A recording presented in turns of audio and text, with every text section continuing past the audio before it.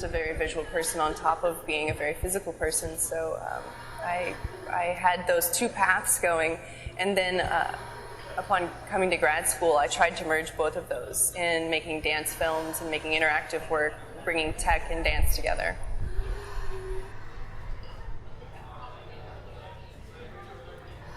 I'm Jessica Cavender, and I'm a master's student in the dance department at Ohio State.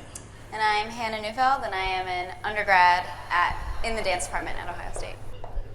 The two things that matter to me in my making, in my artwork, is movement and the image. So how do those two things work together? How does one frame the other?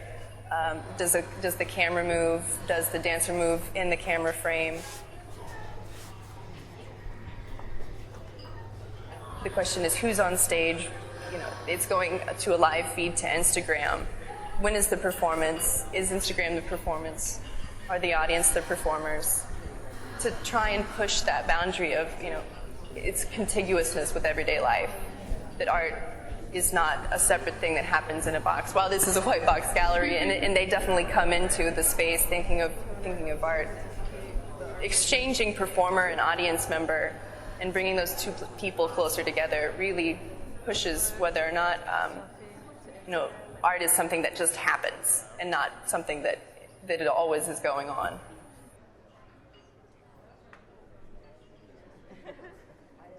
But I think it's so interesting when you pick up the dance and put it in a gallery or like a space like Urban Art Space, because you don't know what the audience is going to do. You have all these chairs set up and you have all these different rooms, but it is an open gallery, so people will walk wherever they want to walk and look at whatever they want to look at, even if you're putting like dancers in front of them. You have the agency to walk around, to look at something or to not look at something, and especially when you invite someone to interact, you see things that are brand new forever. There will never be a night that someone doesn't do something you never expected.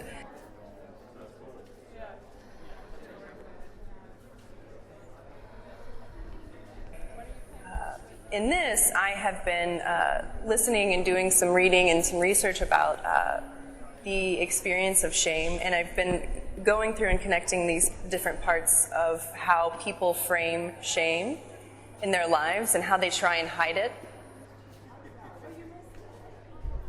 And I heard an Yvonne Rainer piece called A List of Shameful Conditions. It's a spoken word piece. Yvonne Rainer is a dancer and choreographer. And I heard that, and it occurred to me that I think that some of the ways we post to social media, we co-construct shame by constructing these beautiful images of ourselves. In order to hide the shame, we're building something to cast a shadow on something else, and it actually makes both of them bigger. The piece itself isn't about shame. The piece is really about asking people to look at what we're making and how we're framing each other.